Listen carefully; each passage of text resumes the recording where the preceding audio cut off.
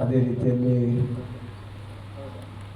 ಇಲಾಖೆಯ ಅಧ್ಯಕ್ಷರಾದ ಜಿಲ್ಲಾ ಕಾರ್ಮಿಕ ವಿಭಾಗದ ಅಧ್ಯಕ್ಷರಾದಂಥ ಲಾರೆನ್ಸ್ ಡಿಸೋಜಾ ಈ ಒಂದು ಪತ್ರಿಕಾಗೋಷ್ಠಿಯ ನನ್ನ ಜೊತೆ ಪತ್ರಕರ್ತ ಮಿತ್ರರೇ ಹಾಗೂ ನಮ್ಮ ನಾಯಕರುಗಳೇ, ಪ್ರಪ್ರಥಮವಾಗಿ ತಮ್ಮೆಲ್ಲರಿಗೂ ಸ್ವಾಗತ ಮತ್ತು ಅಭಿನಂದನೆಗಳನ್ನು ಹೇಳಲಿಕ್ಕೆ ಬಯಸ್ತಾ ಇದ್ದೇನೆ. ತಮಗೆಲ್ಲ ಈಗಾಗಲೇ ಗೊತ್ತಿದೆ, ನಾವೊಂದು ಈ ಪ್ರಪಂಚದ ಅತ್ಯಂತ ದೊಡ್ಡ ಪ್ರಜಾಪ್ರಭುತ್ವದ ಚುನಾವಣೆಯ ಪರ್ವಘಟ್ಟದಲ್ಲಿ ನಾವೆಲ್ಲ ಇದ್ದೇವೆ. ಇಡೀ ಪ್ರಪಂಚವೇ ಈ ಸಲದ ಚುನಾವಣೆಯನ್ನು ಬಹಳ ಕಾತುರದಿಂದ ನೋಡ್ತಾ ಇದ್ದಾರೆ. ಈ ಚುನಾವಣೆ ಬಹಳ ಮಹತ್ವದ ವಿಷಯ. ಅದರಲ್ಲಿ ಯಾವುದಪ್ಪ ಅಂತ ಹೇಳಿದ್ರೆ, ಒಂದು ಬದುಕು ಮತ್ತೊಂದು ಭಾವನೆಗಳ ನಡುವೆ ನಡೆಯುವಂಥ ಚುನಾವಣೆ. ಈಗ ಅವರು ಹೇಳ್ತಾ ಇದ್ದಂಗೆ ರಾಷ್ಟ್ರ ಪ್ರೇಮ ಮತ್ತು ರಾಷ್ಟ್ರದ್ರೋಹಿಗಳ ಚುನಾವಣೆ ಇದಲ್ಲ. ಈ ಚುನಾವಣೆ ಬದುಕು ಮತ್ತು ಭಾವನೆಗಳ ನಡುವೆ ನಡೆಯುತ್ತಿರುವಂಥ ಚುನಾವಣೆ. ಕಾಂಗ್ರೆಸ್ ಪಕ್ಷ ತನ್ನ ಪ್ರಥಮ ದಿನದಿಂದಲೂ ಈ ದೇಶದಲ್ಲಿ ಪ್ರಜೆಗಳು ಯಾವ ರೀತಿ ಬದುಕಬೇಕು, ಪ್ರಜಾಪ್ರಭುತ್ವ ಯಾವ ರೀತಿ ಇರಬೇಕು ಅನ್ನೋದ್ರ ಬಗ್ಗೆ ಚಿಂತನೆಯನ್ನು ಮಾಡ್ಕೊಂಡು ಬಂದಿರುವಂಥದ್ದು. 1947ರಲ್ಲಿ ನಮಗೆ ಸ್ವಾತಂತ್ರ್ಯ ಸಿಗುತ್ತೆ. ಆಗ ಖಾಲಿ 33 ಕೋಟಿ ಜನಸಂಖ್ಯೆಯಲ್ಲಿ ನಾವು ಇರ್ತೀವಿ.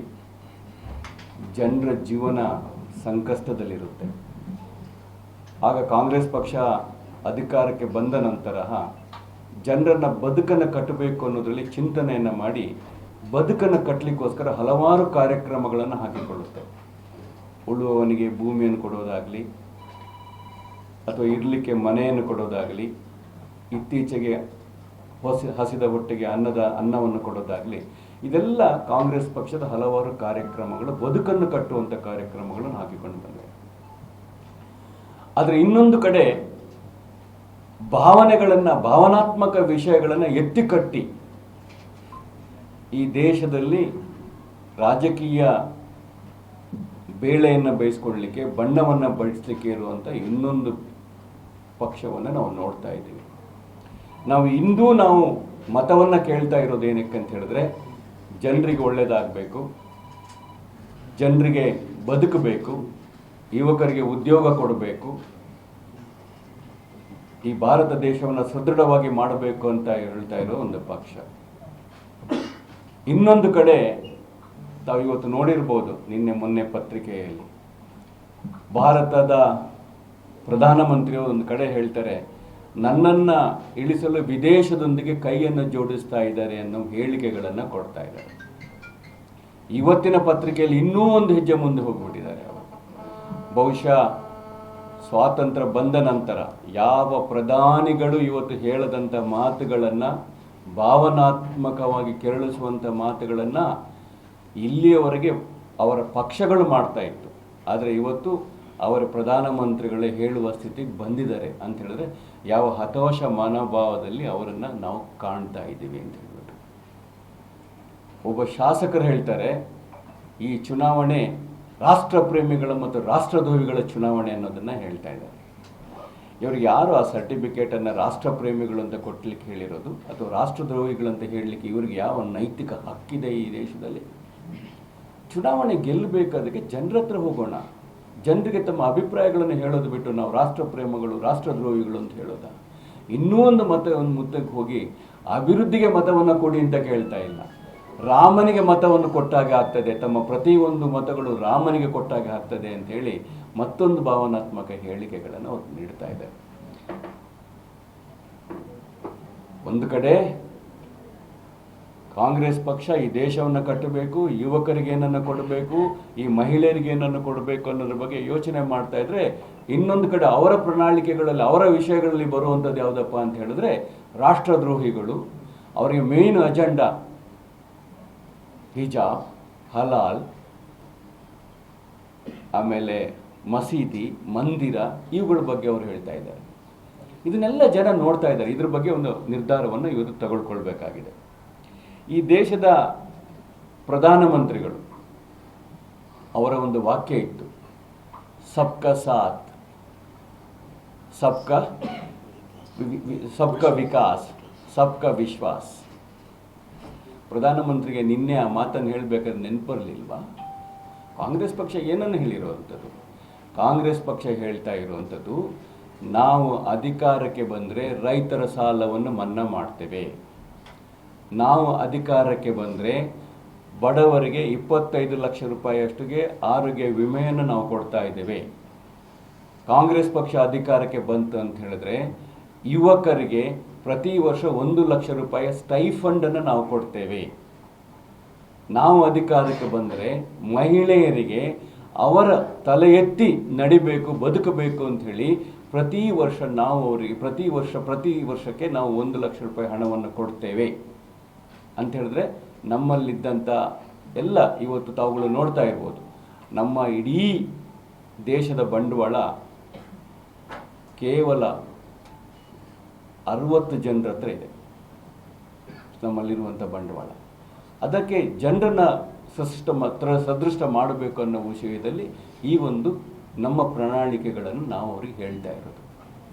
ಇವತ್ತು ಅವ್ರಿಗೆ ಗೊತ್ತಾಗಿದೆ, BJP ತಾವು ಯಾವ ಸ್ಥಾನದಲ್ಲಿ ಎಷ್ಟು ಸ್ಥಾನವನ್ನು ಈ ಕರ್ನಾಟಕದಲ್ಲಿ ಗೆಲ್ತೇವೆ ಮತ್ತು ಈ ರಾಜ್ಯದಲ್ಲಿ ಗೆಲ್ತೇವೆ ಅಂತ ಹೇಳಿಬಿಟ್ಟು ಅದಕ್ಕೆ ಹತಾಶರಾಗಿ ಈ ರೀತಿಯ ಹೇಳಿಕೆಗಳನ್ನು ಕೊಡುವುದನ್ನು ಅವರು ಶುರು ಮಾಡಿದ್ದಾರೆ. ಅವರು ಎಲ್ಲೇ ಆಗಲಿ, ಶಿಕ್ಷಣದ ಬಗ್ಗೆ ಆಗಲಿ, ಉದ್ಯೋಗದ ಬಗ್ಗೆ ಆಗಲಿ, ಯುವಕರ ಬಗ್ಗೆ ಆಗಲಿ, ಯಾಕೆಂತ ಹೇಳಿದ್ರೆ ಅವರು ಸಂಪೂರ್ಣ ಮಾತಾಡುವಂಥ ನೈತಿಕ ಹಕ್ಕನ್ನು ಇವತ್ತು ಕಳ್ಕೊಂಡಿದ್ದಾರೆ. ಮತ್ತೊಮ್ಮೆ ನಾನು ನಿಮಗೆ ನೆನಪು ಮಾಡಲಿಕ್ಕೆ ಪ್ರಯತ್ನ ಬರ್ತೇನೆ.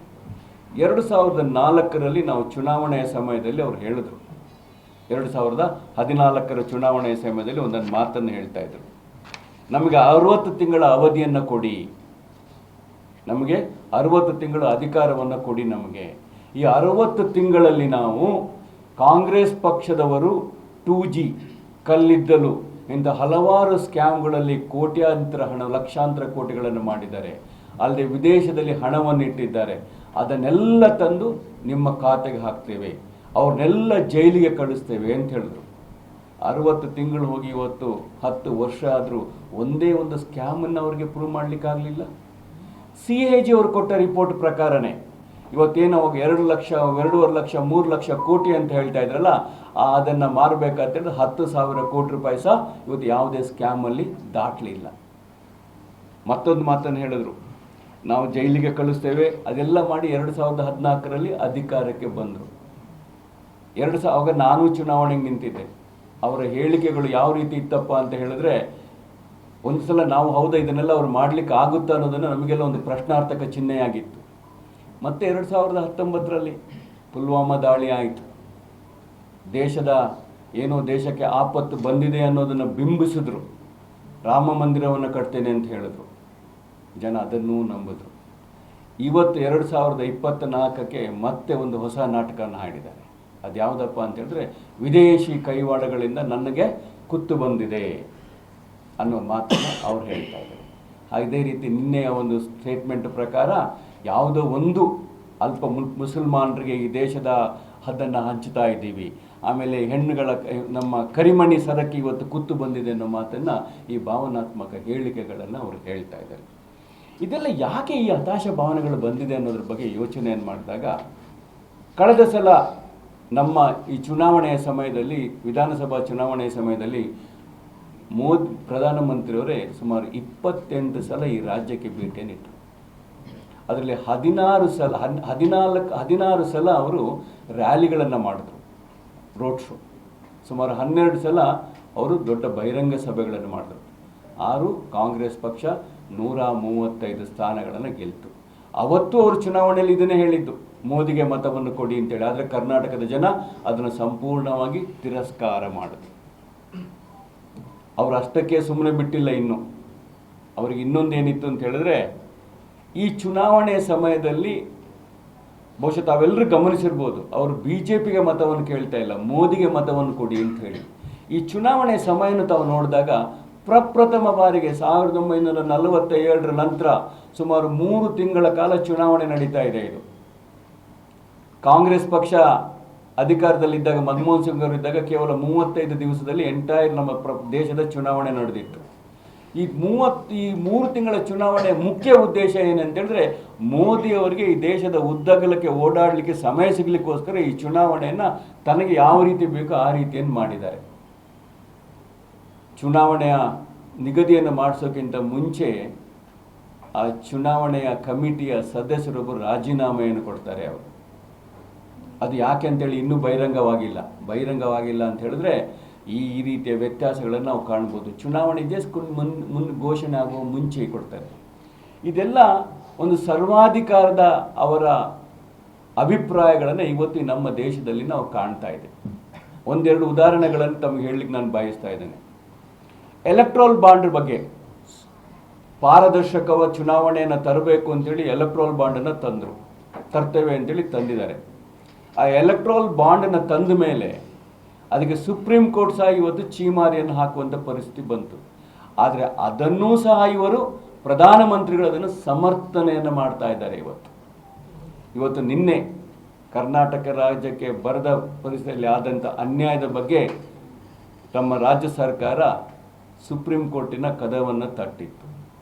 ಅದಕ್ಕೆ ನಿನ್ನೆ ಈಗಾಗಲೇ ಒಂದು ಸುಪ್ರೀಂ ಕೋರ್ಟು ಸಹ ಒಂದು ನಿರ್ಧಾರವನ್ನು ತೆಗೊಳ್ಳಿಕ್ಕೆ ಅವ್ರಿಗೆ ಹೇಳಿದೆ. ನಮಗೆ ಹಣವನ್ನು ಕೊಡುವಂಥ ಒಂದು ನಿರ್ಧಾರಕ್ಕೆ ಅವರು ಬಂದಿದ್ದಾರೆ. ಅಂಥೇಳಿದ್ರೆ ನಾವು ನ್ಯಾಯವನ್ನು ಕೊಡೋದಿಲ್ಲ ಅಂತ ಹೇಳಿದಾಗ ನಾವು ಸುಪ್ರೀಂ ಕೋರ್ಟಿಗೆ ಹೋಗಬೇಕಾಗಿ ಬಂದಿದೆ. ಇವತ್ತು ಕಾಂಗ್ರೆಸ್ ಪಕ್ಷವನ್ನು ಭ್ರಷ್ಟರ ಸರ್ಕಾರ, ಭ್ರಷ್ಟ ಜನರಿದ್ದಾರೆ ಅಂತ ಇವರು ಹೇಳ್ತಾ ಬಂದಂಥವರು ಇವತ್ತು ಕಾಂಗ್ರೆಸ್ಸಲ್ಲಿ ಯಾರೆಲ್ಲ ಭ್ರಷ್ಟರು ಅಂತ ಹೇಳಿದ್ರಲ್ಲ ಅವ್ರನ್ನೆಲ್ಲ ಇವ್ರ ಪಕ್ಷಕ್ಕೆ ಸೇರಿಕೊಂಡ್ರಲ್ಲ. ಹಾಗಾದರೆ BJP ಏನು ಹೇಳಿದಾಗೆಂದು ವಾಷಿಂಗ್ ಮಿಷಿನ್ನ?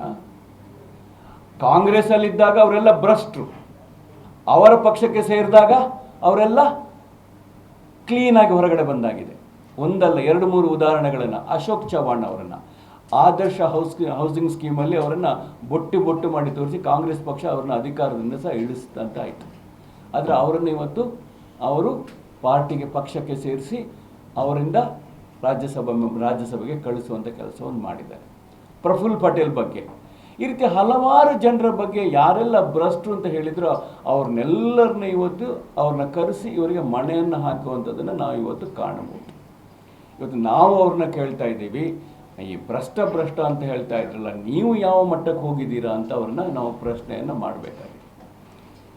ಈಗ ಕರ್ನಾಟಕದಲ್ಲಿ ಕಾಂಗ್ರೆಸ್ ಪಕ್ಷ ಸ್ಪಷ್ಟವಾದ ಸುಮಾರು ನಾನು ಹೇಳೋದಾದರೆ 24 ಸ್ಥಾನಗಳನ್ನು ಇವತ್ತು ಕಾಂಗ್ರೆಸ್ ಪಕ್ಷ ಗಳಿಸ್ತದೆ. ಅದರಲ್ಲಿ ಯಾವುದೇ ರೀತಿಯ ಅನುಮಾನಗಳಿಲ್ಲ. ಕಾಂಗ್ರೆಸ್ ಪಕ್ಷ ಸುಮಾರು 24 ಸ್ಥಾನಗಳನ್ನು ಕರ್ನಾಟಕದಲ್ಲಿ ಗಳಿಸ್ತಾ ಇದೆ. ಅದೇ ರೀತಿ ಇನ್ನು ಚುನಾವಣೆ ನಡೆಯುವಂಥ ಸಂದರ್ಭಗಳಲ್ಲಿ ಈಗಾಗಲೇ ನಮ್ಮ ಒಂದು ಆಂತರಿಕ ಒಂದು ವ್ಯವಸ್ಥೆಯ ಪ್ರಕಾರ ಕಾಂಗ್ರೆಸ್ ಪಕ್ಷ ಈ ಸಲ ಭಾರತ ದೇಶದಲ್ಲಿ ಸಹ ಒಂದು ಉತ್ತಮವಾದಂಥ ಒಂದು ಫಲಿತಾಂಶವನ್ನು ತಾವು ಕಾಣಬಹುದು.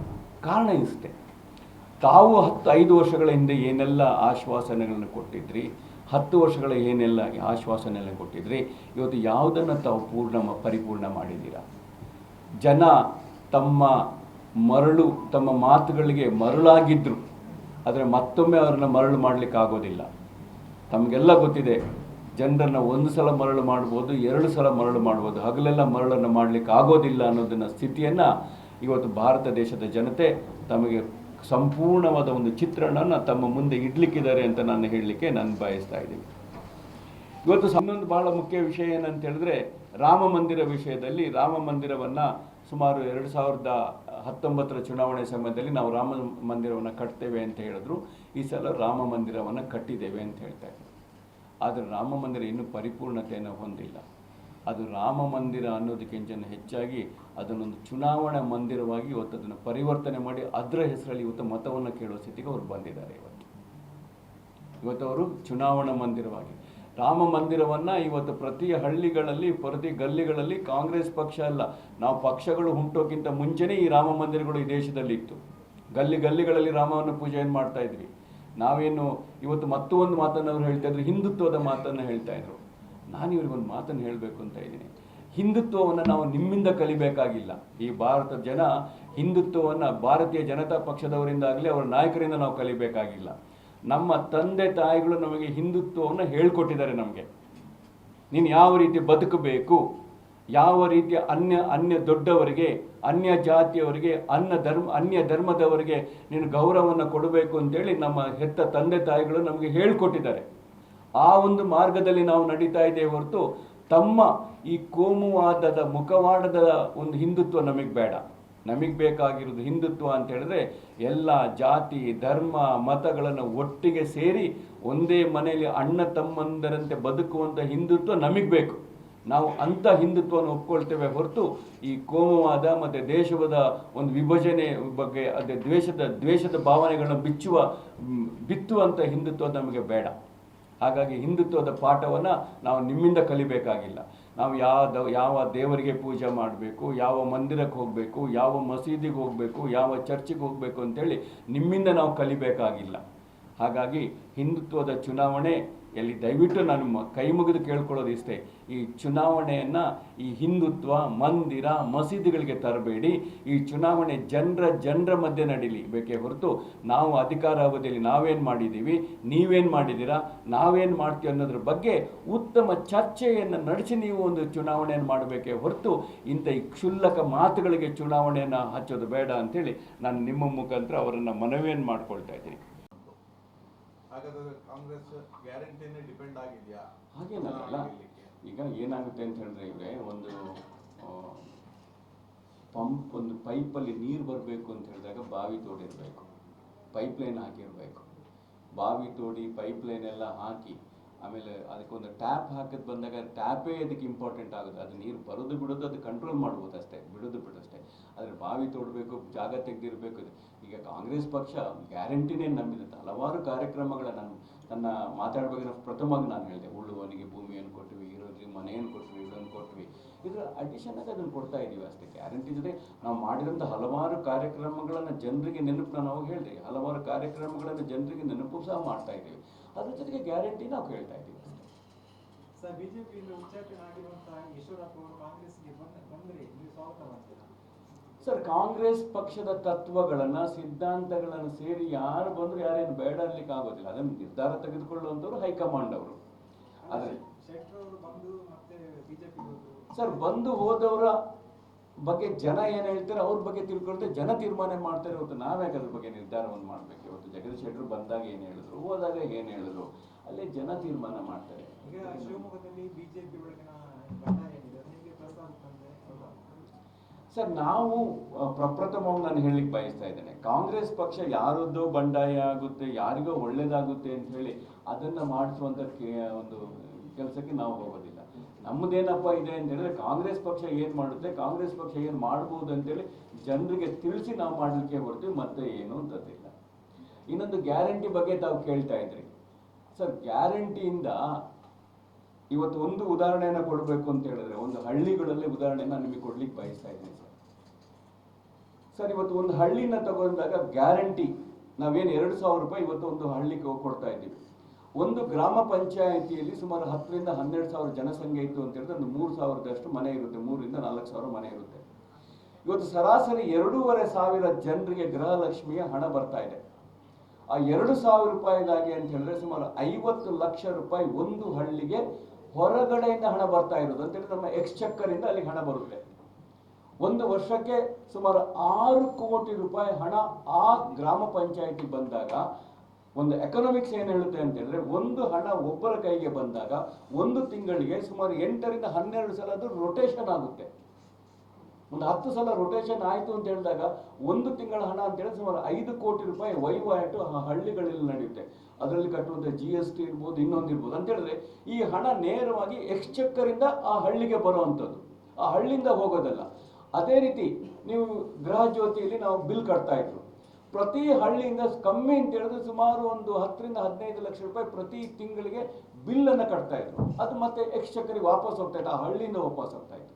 ಅದೇ ರೀತಿ ಬಸ್ಸಿಗೆ ಹೋಗು ಅಂತ ಹೇಳಿದ್ರೆ ಹಣವನ್ನ ಇಲ್ಲಿಂದ ಹೊರಗಡೆ ಕೊಡ್ತಾ ಇದ್ರು, ಹಳ್ಳಿಯಿಂದ ಹೊರಗಡೆ ಹೋಗ್ತಾ ಇತ್ತು.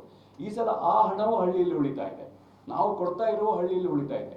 ಇದರಿಂದ ಈ ಗ್ಯಾರಂಟಿಗಳಿಂದ ಸರ್ ಅದು ರಾಂಗ್ ಇನ್ಫಾರ್ಮೇಶನ್ ಇದೆ ಅಂತೇಳಿ ಏನೋ ಲಾಸ್ ಆಗ್ತಾ ಇದೆ, ಏನೋ ಹೋಗ್ತಾ ಇದೆ ಅಂತೇಳಿ ನಿಮಗೆ ಕಾಣ್ಬೋದಷ್ಟೇ.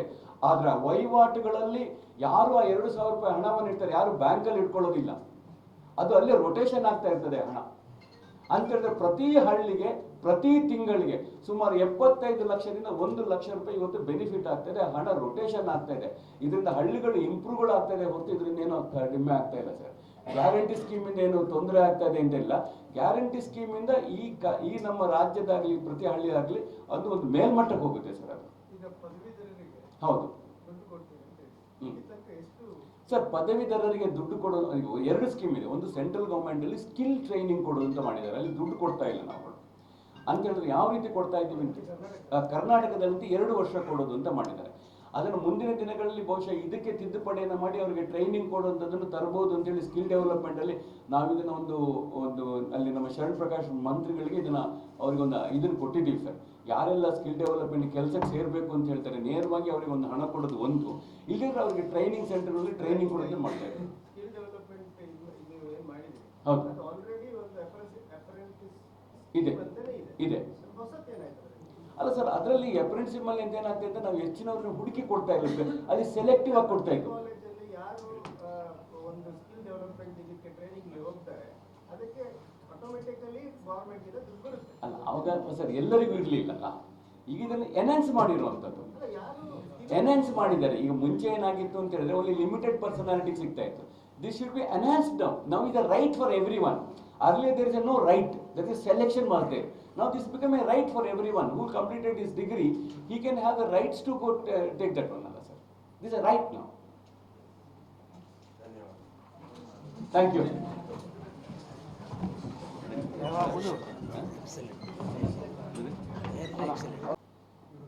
ಶೆಟ್ಟರ್ ಕೂಡ ಬರುವಾಗ ಅದನ್ನೇ ಹೇಳಿದರು, ನಾನು ಬಿಜೆಪಿಯನ್ನು ದೂರುವುದಿಲ್ಲ, ಮೋದಿಯನ್ನು ದೂರುವುದಿಲ್ಲ ಅಂತ. ಆನಂತರ ಅವರು ಹೋದರು. ಇವರು ಕೂಡ ಬಂದು ಹೋಗುವವರ ಅಂದ್ರೆ ಅವರಿಗೆ ಸೈದ್ಧಾಂತಿಕತೆ ಇಲ್ಲ ಅಂತಲ್ವ? ಈಗ ನಂಜುಂಡಿ ಅವರ ಬಗ್ಗೆ ನಾನು ಹೇಳಬೇಕು ಅಂತ ಹೇಳಿದ್ರೆ, ನಂಜುಂಡಿ ಅವರು ನಮ್ಮ ವಿಧಾನ ಪರಿಷತ್ತಿನ ಸದಸ್ಯರಾಗಿದ್ದರು. ಮೊನ್ನೆ ಕೊನೆ ಭಾಷಣವನ್ನು ಮಾಡ್ತಾ ಇದ್ದಾರೆ. ನಮಗೂ ಯಾಕೆಂದರೆ ಒಳ್ಳೆಯ ಸ್ನೇಹಿತ ನಮಗೆ. ಅವರ ಭಾಷಣವನ್ನು ಕೇಳಬೇಕಾದ್ರೆ ನಮಗೆ ಬಹಳ ಒಂದು ಕಣ್ಣಲ್ಲಿ ನೀರು ತರುವಂಥ ಭಾಷಣವನ್ನು ಮಾಡಿದರು. ತಮ್ಮ ಸಮಾಜದ ಜನರನ್ನು ಯಾವ ರೀತಿ ಕಡೆಗಣಿಸಿದ್ರು, ಮತ್ತು ನಾನು ಸಮಾಜಕ್ಕೆ ಈ ಭಾರತೀಯ ಜನತಾ ಪಕ್ಷದಿಂದ ಸಮಾಜಕ್ಕೆ ಏನಾಗ್ಬೋದು ಅಂತ ಬಂದಿದ್ದೆ. ಆದರೆ ಇವತ್ತು ರಾಮಲಿಂಗಾರೆಡ್ಡಿ ಅವರು ಅದನ್ನೆಲ್ಲ ಮೆಟ್ಟಿ ನಿಂತು ಸುಮಾರು ಈಗ ನಾವು ಪ್ರತಿ ದೇವಸ್ಥಾನಗಳಿಗೆ ಒಂದು ಸಮಿತಿಯನ್ನು ಮಾಡಬೇಕಾದ್ರೆ ವಿಶ್ವಕರ್ಮದವರನ್ನು ಒಬ್ಬರನ್ನ ಅದಕ್ಕೆ ಸದಸ್ಯರನ್ನಾಗಿ ಮಾಡಬೇಕು ಅಂತ ಹೇಳಿ ಒಂದು ತಿದ್ದುಪಡಿ, ಕಾನೂನಿನ ತಿದ್ದುಪಡಿಯನ್ನು ತರಲಿಕ್ಕೆ ಒಂದು ಬಿಲ್ಲನ್ನು ಮಂಡನೆ ಮಾಡಿದ್ರು ರಾಮಲಿಂಗಾರೆಡ್ಡಿ ಅವರು. ಆ ಬಿಲ್ಲಿನ ಬಗ್ಗೆ ಮಾತಾಡಬೇಕಾದ್ರೆ ಅವ್ರು ಹೇಳ್ತಾ ಇದ್ರು, ನಮ್ಗೆ ಇಷ್ಟು ವರ್ಷಗಳ ಕಾಲ ಅಂತೇಳಿ ಅವ್ರು ಒಂದು ಮಾತನ್ನು ಏನು ಹೇಳ್ತಾ ಇದ್ರು ಅಂತ ಹೇಳಿದ್ರೆ, ಬಹುಶಃ ಎಲ್ಲರಿಗೂ ಬಹಳ ಬೇಸರ ಸಂಗತಿ ಆಗಿತ್ತು ಅಂತ ಹೇಳಿದ್ರೆ, ನಾವು ದೇವರ ಮೂರ್ತಿಯನ್ನು ನಾವು ಕೆತ್ತಿದ್ದೀವಿ, ಅದಕ್ಕೆ ಎಷ್ಟೋ ವರ್ಷಗಳ ಕಾಲ ಅದಕ್ಕೆ ಪರಿಶ್ರಮ ಬಂದು ಕಷ್ಟಪಡ್ತೀವಿ. ಒಂದು ವೇಳೆ ಅದನ್ನ ಅಲ್ಲಿ ಪ್ರತಿಷ್ಠಾನ ಮಾಡಿದ ಮೇಲೆ ನಮಗೆ ಒಳಗೆ ಹೋಗುವಂಥ ಯಾವ ಹಕ್ಕುಗಳು ನಮಗಿರೋದಿಲ್ಲ, ನಮ್ಮಲ್ಲಿ ನೈತಿಕತೆ ಇರೋದಿಲ್ಲ ನಮಗೆ. ಅದಲ್ಲದೆ ನಮ್ಮನ್ನು ಯಾರು ಕೇಳೋದಿಲ್ಲ ಅನ್ನೋ ಮಟ್ಟದಲ್ಲಿ ಬಹಳ ಭಾವನಾತ್ಮಕವಾಗಿ ಭಾಷಣವನ್ನು ಮಾಡಿದ್ರು. ಆಗ ರಾಮಲಿಂಗಾರೆಡ್ಡಿ ಅವರೆಲ್ಲ ಹೇಳಿದ್ರು, ಇಲ್ಲ ನಾವು ಈ ಸಲ ಅಂಥ ಒಂದು ಸ್ಥಾನಕ್ಕೆ ಇವತ್ತು 35,000 ದೇವಸ್ಥಾನಗಳಿಗೆ ಇವತ್ತು ಕಮಿಟಿಗಳಿಗೆ ಒಬ್ಬ ವಿಶ್ವಕರ್ಮದವರು ಇರಬೇಕು ಅಂತೇಳಿ ರಾಮಲಿಂಗಾರೆಡ್ಡಿ ಅವರು ಮಾಡಿದ್ದಾರೆ. ಬಹುಶಃ ಈ ಒಂದು ತಿದ್ದುಪಡಿಯನ್ನು ತರ್ತಾರೆ ಅಂತ ನಾನು ಸಹ ಕನಸಲ್ಲಿ ಎನಿಸಿರಲಿಲ್ಲ. ಹಾಗಾಗಿ ನನಗೆ ಸಂಪೂರ್ಣವಾದ ಬೆಂಬಲವನ್ನು ನಾನು ಕಾಂಗ್ರೆಸ್ ಪಕ್ಷಕ್ಕೆ ಕೊಡ್ತಂದೆ, ಪಕ್ಷದ ಬಗ್ಗೆ ಒಲವಿದೆ ಅನ್ನೋ ಮಾತನ್ನು ಹೇಳಿದರು. ಬಹುಶಃ ಆ ಉದ್ದೇಶದಿಂದ ಅವ್ರು ಹೇಳಿರ್ಬೋದು ಅಷ್ಟೇ. ಆಮೇಲೆ ಅದು ಕಾಂಗ್ರೆಸ್ ಪಕ್ಷಕ್ಕೆ ಬೈಯೋದು, ತಗೊಳ್ಳೋದು, ಬಿಜೆಪಿಗೆ ಬೈಯೋದು, ಅಥವಾ ಮೋದಿಗೆ ಬೈಯೋದು ಅವರವರೆಲ್ಲ ವೈಯಕ್ತಿಕವಾದಂಥ ನಿರ್ಧಾರಗಳು.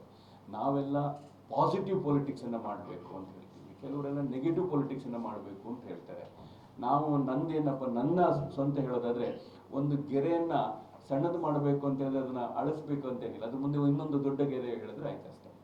ಈಗ ಕಾಂಗ್ರೆಸ್ ಪಕ್ಷನ ಹೊಗಳ್ಬೇಕು ಅಂತೇಳಿ ನಾವೇನು ಇನ್ನೊಬ್ಬರ ಬಗ್ಗೆ ಅಂತೇಳಿ ಕಾಂಗ್ರೆಸ್ ಪಕ್ಷನ ಹೊಗಳ್ತಾ ಬಂದ್ರೆ ಆಯ್ತು. ಅಲ್ಲಿ ಎಲ್ಲೆಲ್ಲೋ ತಪ್ಪುಗಳು ಮಾಡಿದಾಗ ಸಹಜವಾಗಿ ನಾವು ಮಾಡಬೇಕೆ ಹೊರತು ಅವ್ರನ್ನ ಬೈಬೇಕು, ಅವ್ರನ್ನ ಇದು ಮಾಡಬೇಕು ಅಂತ ಏನಿಲ್ಲ. ಅದು ಹೊಗಳೋದು ತೆಗಳೋದು ಅವರಿಗೆ ಬಿಟ್ಟಂತ ನಿರ್ಧಾರ. ಈ ಸರಿ ಚುನಾವಣೆಗೆ ಈಗ ಕಾಂಗ್ರೆಸ್ ಇಷ್ಟು ವರ್ಷಗಳಿಂದ ಕೇಂದ್ರದಲ್ಲಿ ಅಧಿಕಾರದಲ್ಲಿ ಇತ್ತು, 50 ವರ್ಷ. ಈ ಸಂದರ್ಭದಲ್ಲಿ ಮಾಡಿದ ಅಭಿವೃದ್ಧಿಗಿಂತ ಗ್ಯಾರಂಟಿಯೇ ತುಂಬಾ ಇಂಪಾರ್ಟೆಂಟ್ ಆಗಿ ದೇಶದ ಒಂದು ಸ್ಟ್ಯಾಟಿಸ್ಟಿಕ್ಸ್ ಹೋಗ್ಬೇಕಾದ್ರೆ ನೀವು ಅಲ್ಲಿ ಅಂಕಿ ಅಂಶಗಳನ್ನು ಹೇಳಿಲ್ಲ, ಉತ್ತಮ ಫಲಿತಾಂಶ ಕೊಡುತ್ತೆ. ಯಾಕೆ? ಈಗ ನೋಡಿ, ದಕ್ಷಿಣ ಭಾರತದಲ್ಲಿ ಇವತ್ತು ಬಿಜೆಪಿ ಪ್ರೆಸೆನ್ಸೇ ಇರೋದಿಲ್ಲ, ಬಹಳ ಸ್ಪಷ್ಟವಾಗಿ ಹೇಳ್ತಾ ಇದ್ದೀವಿ. ಇವತ್ತು ನಾನು ನೋಡ್ತಾ ಇದ್ದೆ ಎಲ್ಲೆಲ್ಲಿ ಏನೇನು ಮಾಡ್ತಾ ಇದ್ದಾರೆ ಅಂತ ಹೇಳ್ಬೇಕಾದ್ರೆ, ಕೇರಳದಲ್ಲಿ ಇರ್ಬೋದು, ತಮಿಳ್ನಾಡಲ್ಲಿ ಇರ್ಬೋದು, ಈ ನಮ್ಮ ಸೌತಲ್ಲಿ ಇರೋದಿಲ್ಲ. ಇನ್ನೊಂದು ನಮಗೆ ಬರ್ತಾ ಹೋದ್ರು ಅವ್ರದ್ದು ಜಾಸ್ತಿ ಇದ್ದದಂತೆ ಇದು ಮಧ್ಯಪ್ರದೇಶ, ಬಿಹಾರಲ್ಲಿ ಮತ್ತು ಯು ಪಿಯಲ್ಲಿ ಅವ್ರು ಹೇಳ್ತಾ ಇರೋದು. ಯು ಪಿಯಲ್ಲಿ ಈ ಸಲ ಸಮಾಜವಾದಿ ಪಾರ್ಟಿ ಮತ್ತು ಕಾಂಗ್ರೆಸ್ ಪಾರ್ಟಿಯಲ್ಲಿ ಮುನ್ನಡೆಯನ್ನು ಸಾಧಿಸ್ತಾರೆ ಅನ್ನೋದನ್ನು ಸ್ಪಷ್ಟವಾಗಿ ಹೇಳ್ತಾ ಇದ್ದೀವಿ ನಾವು.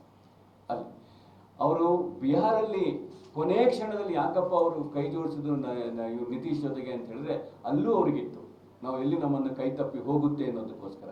ಅದಕ್ಕೆ ಅವರು ನಿತೀಶ್ ಅವ್ರನ್ನ ಕರೆದ್ರು. ಅದಕ್ಕಿಂತ ಯಾಕೆ ಕರ್ನಾಟಕದಲ್ಲಿ ನೀವು ಯೋಚನೆ ಮಾಡಿ ಅಂತೆ. ಅವರು 25 ಸ್ಥಾನವನ್ನು ಗೆದ್ದಿದ್ರು. JDS ಖಾಲಿ 2 ಸ್ಥಾನವನ್ನು ಗೆದ್ದಿತ್ತು. ಅಲ್ಲ, JDS 1 ಸ್ಥಾನ, JDS ಒಂದು ಇಂಡಿಪೆಂಡೆಂಟ್ ಒಂದು ಸ್ಥಾನವನ್ನು ಗೆದ್ದಿತ್ತು. ಯಾಕೆ ಅವರು JDS ಜೊತೆ ಕೈ ಜೋಡಿಸಿದ್ರು? ಯಾವ ಆಧಾರ ಇತ್ತು ಅವರಿಗೆ? ಅವ್ರನ್ನ ಯಾರು ಇವನ್ ಎಲ್ಲರೂ ಬೈಯೋದಕ್ಕಿಂತ ಹೆಚ್ಚಾಗಿ ದೇವೇಗೌಡರು ಎಲ್ಲಿ ತನಕ ಬೈತಾ ಇದ್ದಂತೆ ತಮಗೆಲ್ಲ ಗೊತ್ತಿದೆ. ನಾನು ನೆನಪಾಡೋದು ಬೇಡ ಅವ್ರು ಏನೆಲ್ಲ ಹೇಳ್ತಾ ಇದ್ರು ಅಂತೇಳಿ. ನಾನು ದೇಶ ಬಿಟ್ಟು ಹೋಗ್ತೇನೆ, ನಾನು ಅದು ಮಾಡ್ತೇನೆ, ಇದಂತೆಲ್ಲ ಹೇಳ್ತಾ ಇದ್ರು. ಅವ್ರ ಜೊತೆ ಇವ್ರು ಕೈ ಜೋಡಿಸಿದ್ರು. ಏನಕ್ಕೋಸ್ಕರ ಕೈ ಜೋಡಿಸಿದ್ರು? ಇವತ್ತೊಂದು BJP ಅವರು 400 ಸೀಟನ್ನು ನಾವು ಗೆಲ್ತೇವೆ ಅಂತೇಳಿ ಅವ್ರಿಗೆ ಏನಾದ್ರು ಇದ್ದಿದ್ರೆ ಯಾಕೆ ಇವತ್ತು ಅವರು JDS ಅವ್ರ ಜೊತೆ ಕೈ ಜೋಡಿಸ್ಬೇಕಾಗಿತ್ತು? 1 ಸೀಟಿಗ? ಅದೇ ರೀತಿ ಅವ್ರು ನಿತೀಶ್ ಹತ್ರ ಯಾಕೆ ಹೋಗ್ಬೇಕಾಗಿತ್ತು? ಅವರು ನಿತೀಶ್ ಅವ್ರನ್ನ ಒಳ್ಳೆ ರೀತಿಯಲ್ಲಿ ಹೆದರಿಸಿ ಬದ್ರಿಸಿ ಅವ್ರ ಜೊತೆ ಹೋಗಿರುವಂಥದ್ದು. ಇವತ್ತು NDA ಪಾರ್ಟ್ನರ್ಸ್ ಇದಾರಲ್ಲ ಇವರೇ, ಅವ್ರು ಏನು ಒಳ್ಳೆ ರೀತಿಯಲ್ಲಿ ಹೋದಂತಲ್ಲ, ಅವ್ರ ಹೆದರಿಕೆಯಲ್ಲಿ ಹೋಗಿರುವಂಥದ್ದು. ಅಲ್ಲೆಲ್ಲ ಕಾಂಗ್ರೆಸ್ ಪಕ್ಷ ಅಥವಾ ನಮ್ಮ INDA ಏನಿದೆ ಅದು ಸ್ಪಷ್ಟವಾದ ಬಹುಮತವನ್ನು ಗಳಿಸ್ತಾ ಇದೆ ಅಂತ ಹೇಳ್ಬಿಟ್ಟು. ಇಲ್ದಿದ್ರೆ ಯಾರಾದ್ರೂ ಈ ದೇಶದ ಇತಿಹಾಸದಲ್ಲಿ 100 ದಿವಸಗಳ ಸರ್ಕಾರವನ್ನು ರಚನೆ ಮಾಡೋಕ್ಕಿಂತ ನಾವು 100 ದಿವಸಗಳ ಕಾರ್ಯಕ್ರಮವನ್ನು ಕೊಡ್ತೇನೆ ಅಂತ ಹೇಳಿ ಅವ್ರು 4 ತಿಂಗಳಿಂದ ಯಾಕೆ ಹೇಳ್ಬೇಕಿತ್ತು? 100 ದಿವಸ 4 ತಿಂಗಳಲ್ಲಿ ಇರ್ಲಿಲ್ವಾ? ಅವಾಗ ಈಗಲೇ ಕೊಡ್ಬೇಕಾಗಿತ್ತಲ್ಲ. ಅವರು 100 ದಿವಸ ಕಾಯ್ಬೇಕಾಗಿತ್ತು. 3 ತಿಂಗಳೇ ಹೇಳಿದ್ರು ನಾವು ಅಧಿಕಾರಕ್ಕೆ ಬಂದಾಗ 100 ದಿವಸಗಳ ನಮ್ಮ ಕಾರ್ಯಕ್ರಮವನ್ನು ಮಾಡಿದ್ದೀನಿ ಅಂತ ಅವ್ರು ಹೇಳೋ ಬದಲು ಆ 100 ದಿವಸದ ಕಾರ್ಯಕ್ರಮ ಮಾಡ್ಬೋದಿತ್ತಲ್ಲ. ಅವ್ರಿಗೆ ಅಧಿಕಾರ ಇತ್ತಲ್ಲ ಅವ್ರಿಗೆ ಹತ್ರ. ಯಾಕೆ ಅವ್ರು ಮಾಡ್ಲಿಲ್ಲ ಅದನ್ನ? ಅವ್ರು ಒಂದು ವೇಳೆ ಎಷ್ಟು ಹತಾಶರಾಗಿದೆ ಅಂತ ಹೇಳಿ ನಾವು ಹೇಳ್ತಾ ಇದೀವಲ್ಲ. ನಮಗೆ ಅಲ್ಲ, ನಾನು ಕ್ಲಿಯರ್ ಕಟ್, ನಮಗೆ ಅಧಿಕಾರ ಮಾಡುವಷ್ಟು ಅಧಿಕಾರ ಖಂಡಿತವಾಗಿ ನಮಗೆ ಬಂದೇ ಬರುತ್ತೆ. ಈಗ ಕರ್ನಾಟಕದಲ್ಲಿ ಆದರೆ ಇನ್ ಅಂಡ್ ಔಟ್ ಆಫ್ ಏನೋ ನಾನು ಹೇಳ್ತಾ ಇದ್ದೀನಿ 24 ನಮಗೆ ಯಾವ ರೀತಿ ಬರ್ತಾ ಇದೆ ಅಂತ ನಾನು ಹೇಳ್ತಾ ಇದ್ದೀನಿ. ನಮಗೆ ಅದೇ ರೀತಿ ನಮಗೆ ಅಧಿಕಾರಕ್ಕೆ ಎಷ್ಟು INDAಗೆ ಎಷ್ಟು ಬರಬೇಕಲ್ಲ ಅಷ್ಟನ್ನ ಖಂಡಿತವಾಗಿ ಕಾಂಗ್ರೆಸ್ ಪಕ್ಷ ಇತರ ಮಿತ್ರ ಪಕ್ಷಗಳೊಂದಿಗೆ ನಮಗೆ ಅಧಿಕಾರಕ್ಕೆ ಬರ್ತದೆ. ನಮಗೆ ಕಾಂಗ್ರೆಸ್ ತನ್ನ ಸ್ವಂತ ಬಲದಲ್ಲಿ ಬರುವುದಿಲ್ಲ. ಸ್ವಂತವನ್ನ ನಾವು ನಿಮ್ಮಿಂದ ಕಲಿಬೇಕಾಗಿಲ್ಲ.